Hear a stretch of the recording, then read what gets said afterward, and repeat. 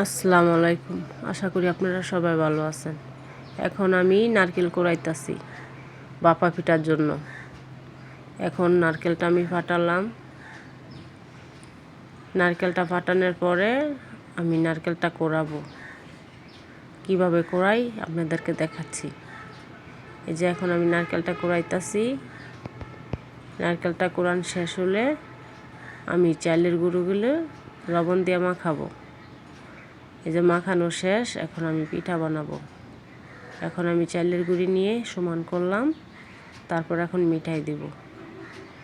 মিঠাই দিয়ে শেষ হলে তারপর আমি মিঠার উপরে নারকেল দিয়ে দিব। নারকেল দেওয়া শেষ, এখন আমি চালের গুঁড়ি আবার উপর দিয়ে দিয়ে সমান করে দিব। সমান করে পিঠাটা এখন আমি ফাঁপে দিব।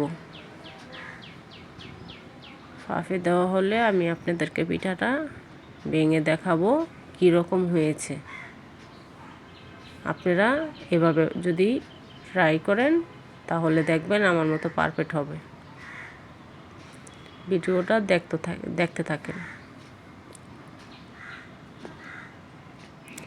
এই যে দেখেন, আমি একটা মুসুরির খুঁট নিয়েছি, এটা দিয়ে এখন আমি পিঠাটা পেঁচাইয়া ফাঁপে দিলাম। এই যে আমার পিঠাটা দেওয়া হয়ে গেছে।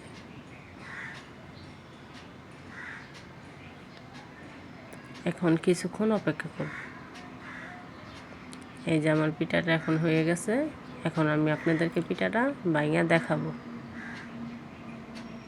দেখেছেন কতটা সুন্দর হয়েছে।